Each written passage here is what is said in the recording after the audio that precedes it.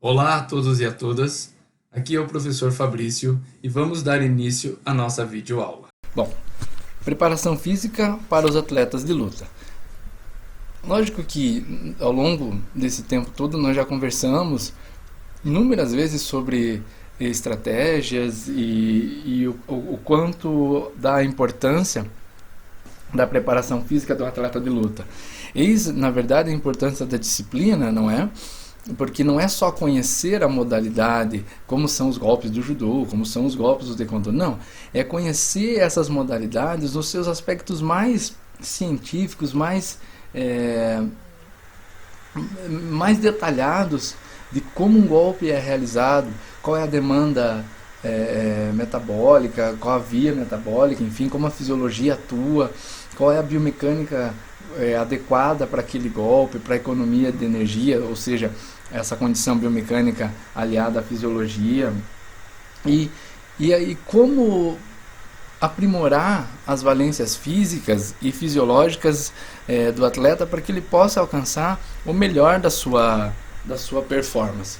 Então, se faz necessário, então, conhecer, além de conhecer tudo isso que nós já vimos, ter aqui, no caso aqui, algumas ideias de como trabalhar com os atletas de lutas, não é? Para que não se incorra naquela condição que é muito comum. Então, o que acontece no mundo das lutas? Muitas vezes o professor da luta, ele não tem consigo um preparador físico. Então, o professor da luta é a pessoa que vai trabalhar a técnica, a tática, vai dar o treinamento físico também, psicológico. Então, ele não tem isso. O correto, que é o ideal, uma equipe, principalmente uma equipe de atletas, de uma academia, por exemplo, o ideal é que tenha o professor de lutas para trabalhar a parte técnica e as táticas, e um preparador físico para se preocupar e planejar todo o treinamento de condição de aprimoramento, enfim, das valências físicas daquele atleta. Até porque, por serem as lutas esportes individuais, há necessidade dessa condição de individualizar o treinamento para características morfológicas e técnicas de cada atleta. Então, para se evitar essa coisa de repetir o que se fazia ao longo dos anos, um professor repetia o que o outro passou, o que o outro passou, o que o outro passou, sem questionar, a ideia justamente é que profissionais de educação física atuem na luta como preparador físico. Não precisa ser faixa preta, não precisa ter anos de prática, nem ser campeão de nada, mas precisa entender o funcionamento, precisa ser um cientista da educação física e voltado para as lutas, para que possa contribuir na formação do atleta. O atleta vai lá, vai ganhar medalha, ele vai lá ganhar medalha, vai, enfim, ter os louros da vitória, mas aquilo lá é fruto de um trabalho de um grupo, e dentro desse grupo está o preparador físico, tá certo? Então vamos lá. Função do preparador: empregar meios e métodos de treinamento que levem em conta a especificidade de cada modalidade. Daí a gente entra lá nos princípios do treinamento desportivo, e um deles, talvez um dos mais importantes, especificidade, e lógico, como eu já citei, a individualidade, né, vendo isso no perfil de cada atleta, tanto física e tecnicamente, quanto psicológica, respeitando a individualidade de cada um e buscando sempre o melhor do atleta. Segundo o professor Emerson Franchini e Fabrício Del Vecchio, os erros mais comuns no treinamento de lutas incluem a recuperação negligenciada e a elevação de carga de trabalho de forma rápida. Nós vamos falar um pouquinho mais para frente, mas não planejar a recuperação do atleta, seja colocando nas sessões uma condição de volta calma, ou no período entre competições, ou seja, foi feita uma periodização, aí a próxima competição é daqui a um tanto tempo, então entre uma periodização e outra, fazer aquele período ali para uma recuperação, para que o atleta não seja levado a se extenuar muito rápido, ou que vai diminuir a sua performance. Isso é muito importante ser planejado também, assim como a elevação, como eles dizem aqui, a elevação da carga de trabalho de forma rápida, ou seja, não partir do simples para o complexo de uma forma muito intensa. Não, tem que ser gradual, tem que ser, como a gente costuma dizer assim, pedagógico, para que o atleta, o organismo do atleta se prepare, se acostume com aquilo e evolua. Aí vem um novo estímulo, ele entenda, se prepare, faça, se aprimore, e aí sobe mais um nível, e assim vamos. No mundo das lutas, percebe-se que tem atletas muito técnicos com pouca aptidão.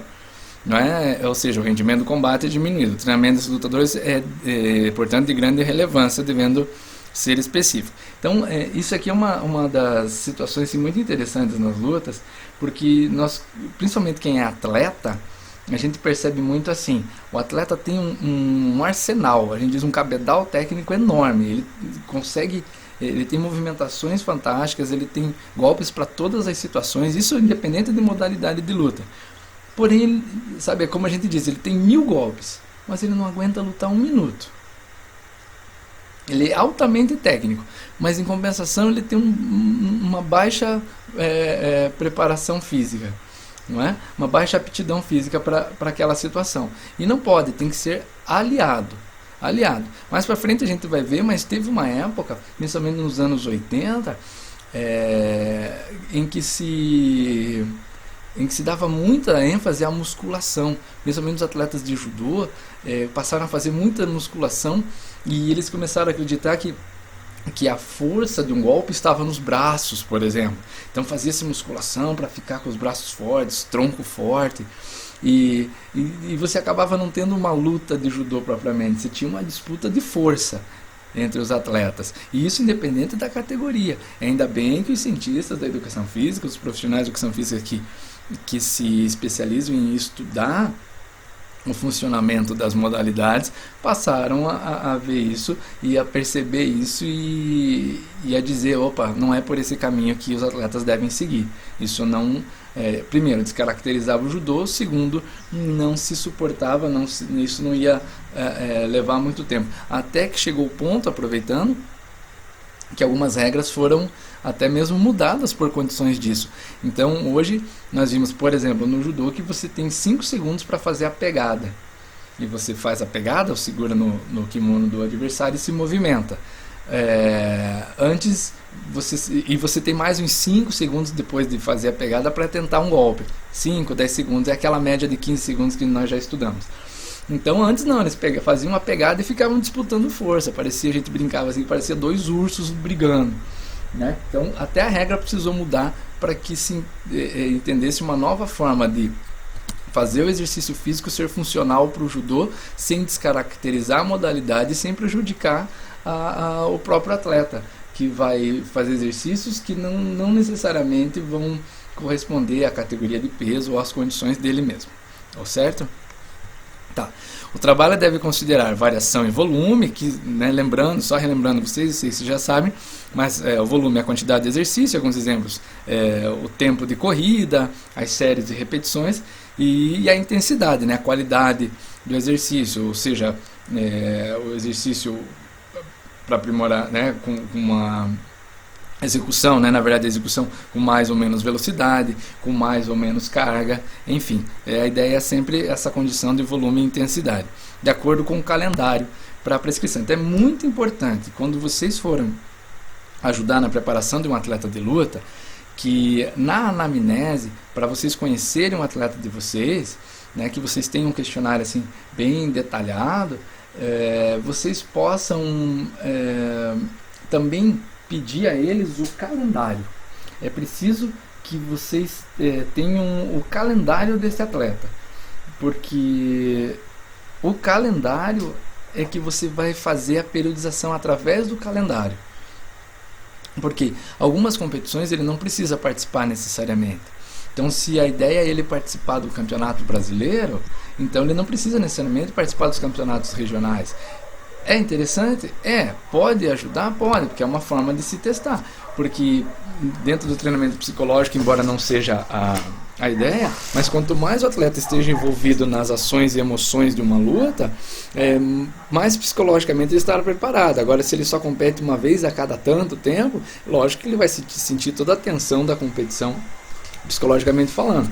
Mas, ao mesmo tempo, se ele começar a disputar campeonatos menores e a ideia é disputar o campeonato brasileiro, ele pode se expor também a se lesionar e acabar interrompendo e prejudicando o andamento desse atleta para o fim do campeonato brasileiro, para chegar lá nesse campeonato de maior expressão. Então, tem que ser traçado ali, perguntado para o atleta, com base no calendário, qual é o evento mais importante. Baseado nisso, vai se fazer o planejamento e a periodização. Não é? Lembrando que a periodização tem as fases, não é? Tem as etapas, que vai do período básico, o geral, o período específico, pré-competição, a competição. E aqui foi colocado pelo professor Tudor Bompa, né, algumas dessas etapas. Então, qual é a ideia?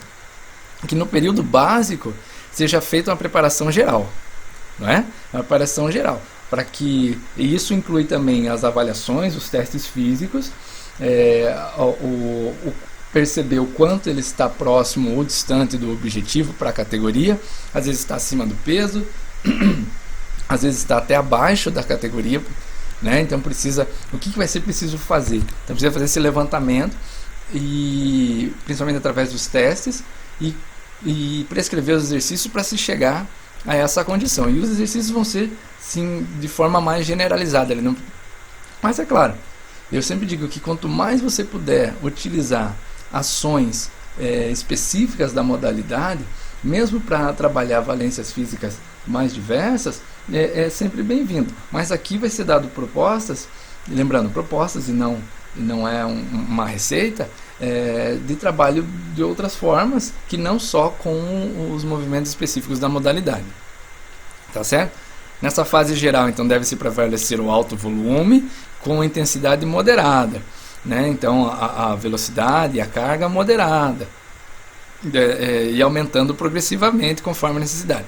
Já na fase específica, ou seja, no período específico, então vocês já viram periodização, já estudaram, só uma relembrança, a capacidade fisiológica deve ser elevada para que o atleta suporte. Então, a partir aqui da fase específica, já começa a levar o atleta para ficar próximo do platô dele, ou seja, para que ele já possa treinar nas condições em que ele vai competir, tá certo? Para que ele possa sentir a carga disso. Inclusive aqui, relembrando lá o que falaram os professores acima, aumentando ainda a capacidade de recuperação. Muito importante não negligenciar essa fase. No período competitivo, no pré-competitivo, competitivos vai ser trabalhado a tática de luta, ou seja, aquilo que o atleta faz de melhor e utilizando os recursos que ele tem, né? Ou seja, as estratégias mesmo. Aqui diz aqui os polimentos dos golpes e tudo mais, a movimentação, etc. Porque isso, movimentação, o tempo de luta. Então existiu um campeão olímpico chamado Tadahiro Nomura, e foi feita uma análise desse atleta, e concluiu-se assim que o Tadahiro Nomura ele dava uma carga muito alta no primeiro minuto de luta. O primeiro minuto de luta ele era altamente intenso. Ele era judoca, né? Lembrando, ele era judoca. Se ele não conseguisse definir a luta com o ippon no primeiro minuto de luta, o segundo minuto e o terceiro minuto de luta, ele dava uma diminuída na carga. Ele ia trabalhando, aproveitando mais movimentação, se aproveitando um pouco mais para contragolpear. E no quarto minuto de luta, ele dava a mesma intensidade que ele fazia no primeiro minuto. Ou seja, ele foi escaneado desta forma para ser avaliado. Por quê? Porque o tempo de luta, a estratégia traçada também corresponde ao treinamento. Então ele tinha esse treinamento, então ele tinha que suportar isso. E veja, para ele ser campeão olímpico, ele fazia pelo menos 5 lutas dessa forma. Nem todas ele jogava de ippon no primeiro minuto. Então há que se considerar o treinamento que foi feito com ele extremamente importante para essa forma dele trabalhar. No que tange a musculatura, deve ser utilizado esportes de combate. As mais importantes em todas as lutas é da região lombar e do abdômen, não é? Lombar e do abdômen, que vão dar estabilidade. Aqui dá um exemplo, por exemplo, de sair de uma queda, no caso do judô, e derrubar o adversário, e na hora do chute no taekwondo, lembrando que a região lombar, abdômen e os próprios músculos da perna vão ajudar na estabilidade e na potência do chute, né, na força e na velocidade do chute. Então, trabalhar do modo geral, isso aqui do modo geral, região lombar e músculos abdominais serve para todos os esportes de luta. Todos vão ser privilegiados com planejamentos de treinamentos para essas regiões, né, a lombar e a abdominal.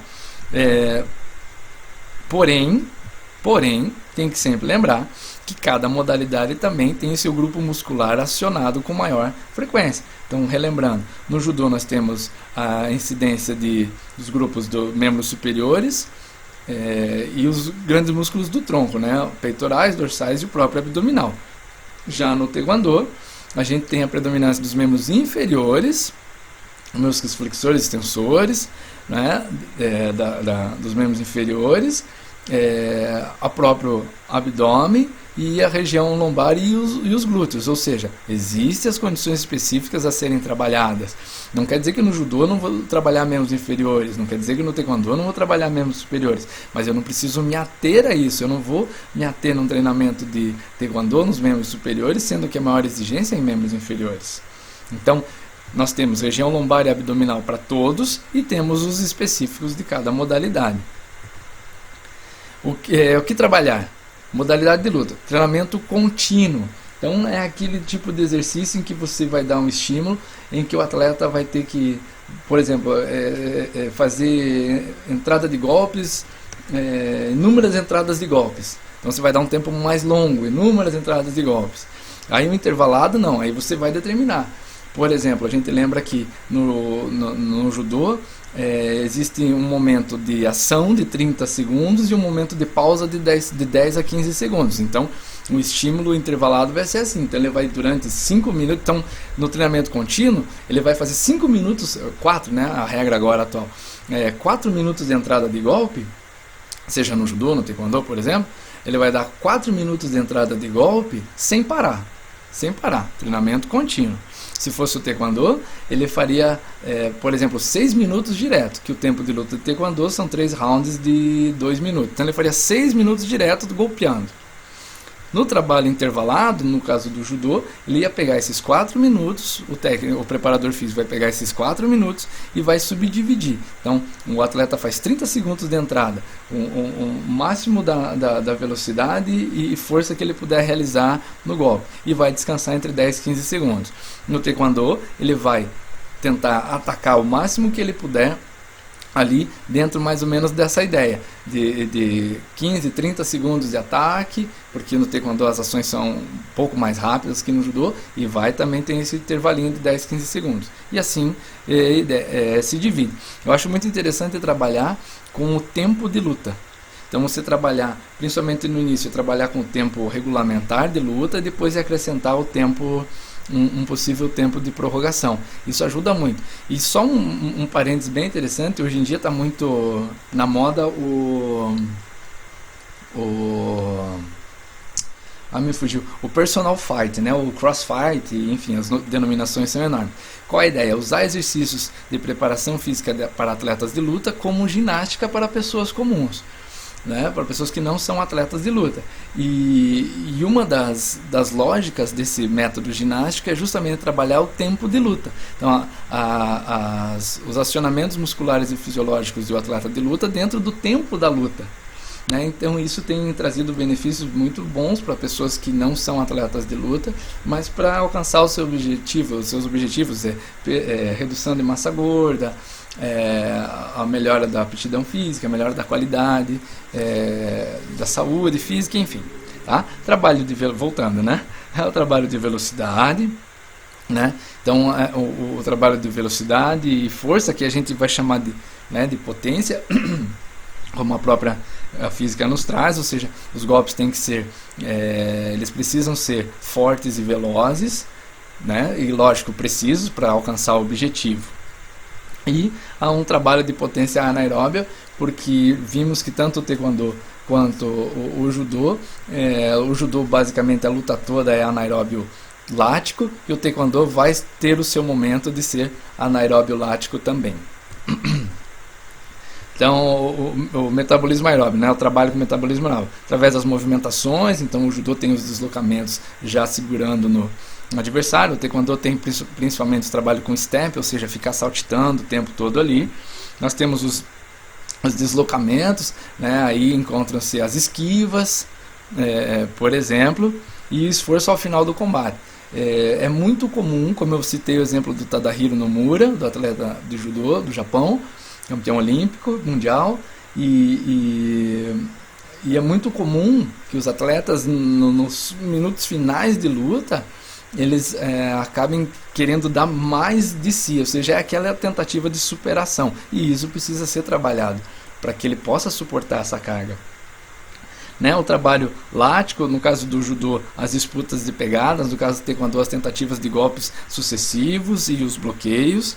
E no alático, as quebras de pegada, ou seja, quando você tenta, no caso do judô, tirar a pegada do adversário, que isso vai durar poucos segundos, seja pegando na própria kimono, seja na movimentação, e a tentativa de golpes únicos. No caso do taekwondo, aquele vai se fazer a esquiva, a finta, você vai lançar o primeiro golpe e o segundo golpe vai ser o golpe que vai arrematar.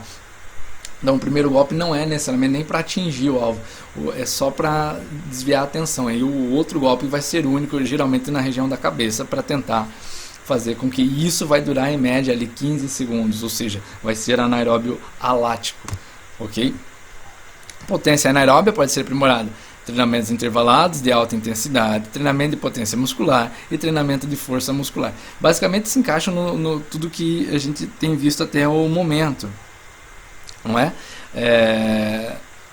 Para que se possa aprimorar essa condição da potência anaeróbia, ou seja, chegar naquele platô, naquele limiar onde ele realmente está dando o máximo dele. Lembrando sempre, o atleta precisa estar preparado, como se ele estivesse no treinamento, ele precisa ser preparado no treinamento como se ele estivesse competindo.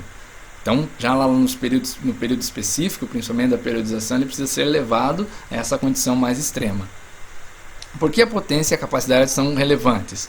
Ora, porque ajudaria os atletas a manter a intensidade elevada durante toda a luta. Então, toda a luta, ou seja, ele tem que terminar o último round, o último minuto de luta, como se ele estivesse no primeiro. É lógico que não vai acontecer, mas ele tem que estar próximo disso, graças à preparação que vocês, profissionais de educação física, preparadores físicos, vão dar a esse atleta.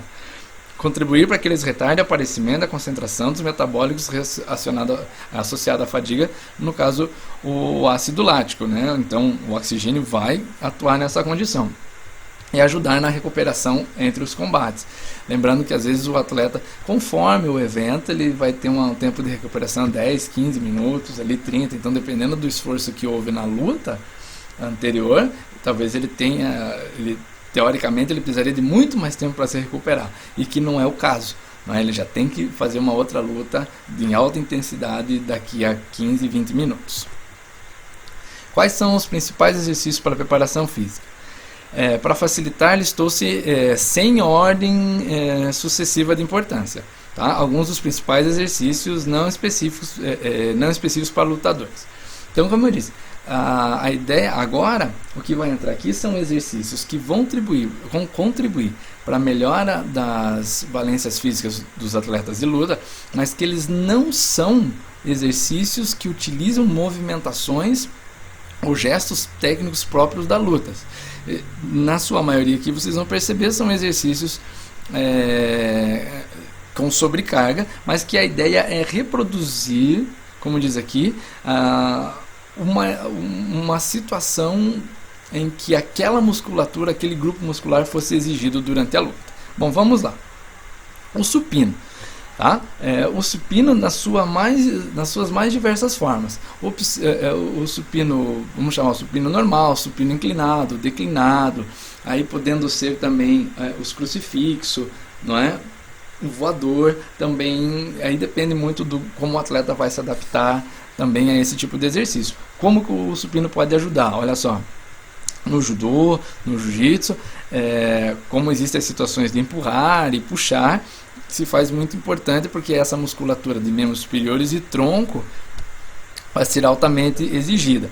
E da mesma forma, para o taekwondo, para o muay thai, para o boxe, constitui exercícios básicos na situação de soco.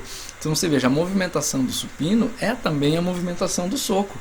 Então quando você faz a força para superar essa resistência da barra e das anilhas, você está também fazendo o gesto do soco. Tá? Eu estou fazendo aqui no ar, inclusive. Tá? No MMA pode ser reunidos... gente, o MMA é uma situação, assim, já vou dizer já, é uma situação muito ímpar, porque o MMA, ele vai reunir tudo. Não é? Então, não é difícil fazer um treinamento com um atleta de MMA, porque o que você vai fazer? Você vai pegar o que você prescrever para um atleta de judô, como o judô tem a luta agarrada em pé e a luta no solo, e o que você prescrever para um atleta de taekwondo, como tem o trabalho de socos e chutes, né, as técnicas básicas, você vai colocar para um atleta de MMA. Se você está prescrevendo para um atleta de jiu-jitsu, tem a luta em pé, a luta no solo. Um atleta de muay thai tem a luta, os socos e os chutes. Tudo que você prescrever para eles dentro das especificidades dessas duas modalidades, você une isso para trabalhar com um atleta de MMA. Mas então vamos lá, o supino então é uma dessas possibilidades. O próximo é o levantamento terra, né? Muito comum no trabalho de solo, exercício de base, situações que diversas articulações são acionadas para suspender o adversário no solo. Não é? Então tanto no judô quanto no jiu-jitsu, quando a luta vai para o solo, esse tipo de treinamento vai contribuir muito para que ele possa melhorar esses grupos musculares relacionados a esse exercício. O agachamento, eu vou passando assim porque vocês já estudaram isso em musculação, vocês já sabem, às vezes vocês já têm até uma atualização, mas assim, de um modo geral, os agachamentos, as suas mais diversas formas, né? O agachamento normal, o sumô, o zeker, os mais diversos, o afundo, enfim, os mais diversos possibilidades de agachamento vão contribuir. Principalmente aqui, eu diria assim, claro, vai atuar para... Veja, tem golpes no judô que você usa a perna como sistema de alavanca, né?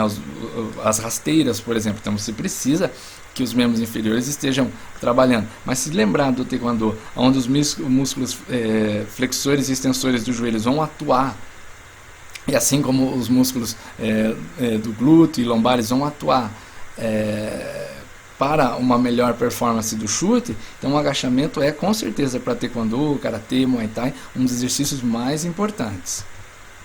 A remada, né, não deve ser negligenciada na modalidade de domínio, não é? Realizado em aparelho, o aparelho vocês vão ver, mas uma pegada no lateral, polia aqui, a parte do gi. A parte do gi seria o kimono, né? Aquela parte de cima do kimono. Então a remada vai trabalhar membros superiores e o tronco. Excelente exercício para se trabalhar para judô e para jiu-jitsu também. Ok? Olha lá, tração na barra. Barra fixa, gente, é um dos exercícios que mais é muito importante que se prescreva tração na barra fixa. Tanto é que muitos atletas de judô, de jiu-jitsu, acabam fazendo barra fixa, jogando o kimono por cima da barra, segurando nas lapelas e fazendo as flexões. Por quê? Porque ele simula duas condições muito importantes, que é o puxar o adversário e a própria pegada no kimono, que vai trabalhar aquela força isométrica extremamente importante. Então você vai trabalhar a força dinâmica, ali, músculo das costas, dos braços, mas também aquela apreensão que você vai fazer, os músculos do antebraço, principalmente mantendo essa força isométrica. Subida na corda, esse também mais utilizado para judô e para jiu-jitsu. A gente já vai falar um pouquinho mais para frente das outras modalidades.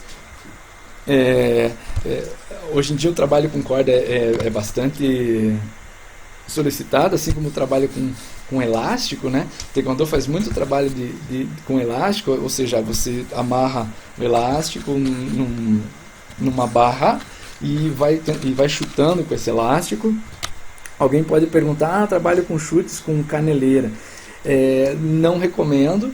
O trabalho de chute com caneleira, ele pode causar lesão, principalmente joelho e quadril.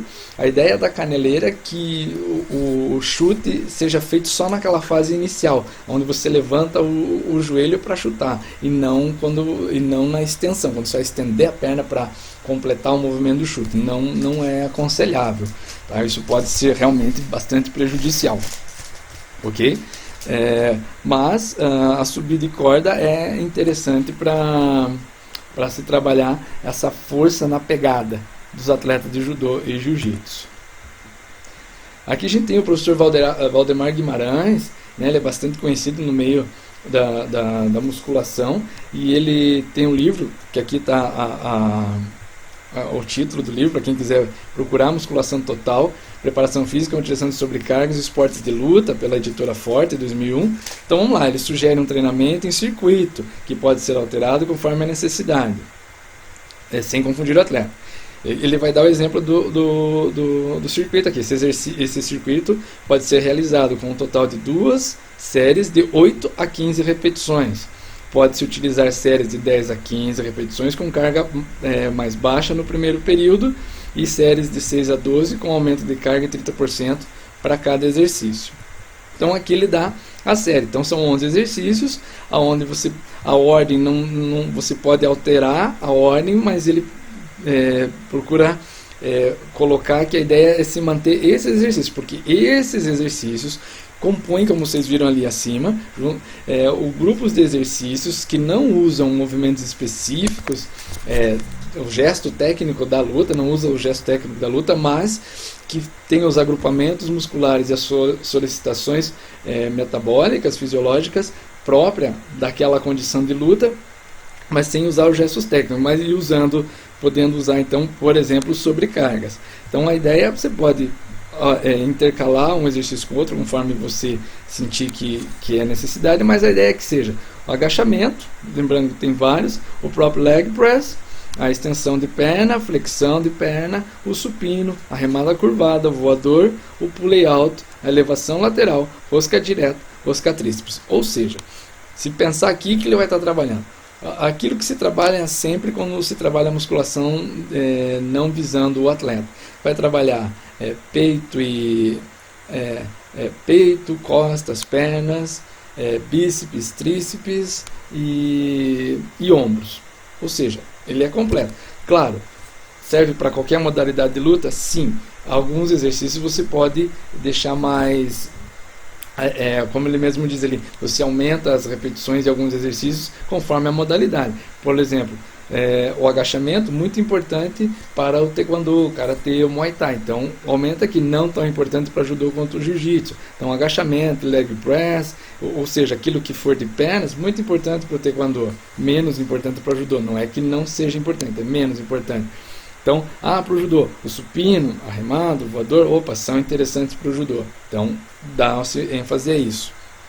Ok? Observação é importante. Dependendo do modelo de periodização, da escolha, divisão dos estímulos durante a semana que antecede a competição, se considera que os exercícios específicos serão realizados para formar a base preparatória condutora até os estímulos específicos. Ou seja, há que se seguir o planejamento dentro da periodização para que quando o atleta chegue no principal evento, na competição, ele esteja realmente preparado de todas as formas, ele esteja no ápice da preparação, por isso que nenhuma etapa deve ser negligenciada, seja da sessão de treinamento, seja dos ciclos da periodização, para que ele possa estar realmente lá totalmente preparado. Principalmente nesse caso específico nosso, na parte física, da preparação física. A preparação técnica e psicológica ele tem que ter com outros profissionais, mas a parte física, que aqui nos cabe, ele precisa estar no seu ápice para aquele evento principal, como diz aqui, para a competição-alvo. Para simplificar, se uma luta estiver previamente agendada para 16 semanas, nas primeiras 8 ênfase será exercícios não específicos. Então aqui ele está dando a ideia o texto está dando a ideia de como trabalhar dentro da periodização. 8 semanas do período básico, e nas 8 semanas antecedem ao combate os estímulos específicos. Aí o específico vai do específico ao pré-competição, à própria competição, o período competitivo. Alguns profissionais optam com relativo sucesso pela seleção de alguns exercícios não específicos até a véspera da luta. Caso, por exemplo, do exercício de arranco e do arremesso, né, utilizado em algumas situações. O arranco, gente, o arremesso, que são o LPO, né, o levantamento de peso olímpico, hoje em dia, praticamente todas as modalidades de luta, seja agarradas ou de socos e chutes, de trocação, assim como a gente fala na linguagem das lutas, estão se favorecendo desses dois tipos de treinamento, porque eles envolvem vários grupos musculares ao mesmo tempo, porque são várias ações. Claro que você pode pegar um arranco e um arremesso e subdividir, né, a parte inicial do levantamento da barra do solo, a preparação da contração dos membros inferiores, a elevação dele até a região do tronco e a elevação dele até acima da cabeça. Você pode dividir isso aí, por exemplo, tem preparadoras que fazem assim, dividem o arremesso em circuitos, e na última fase do circuito é o movimento completo. Mais ou menos como se faz nos cross, né, nos crossfit, assim, né, dentro dessa ideia. Por quê? Porque são exercícios que vão promover um aprimoramento quase que global das condições, das valências físicas do atleta. Então, arranque e arremesso, o LPO, levantamento de peso olímpico, hoje em dia é extremamente utilizado para as várias modalidades de luta.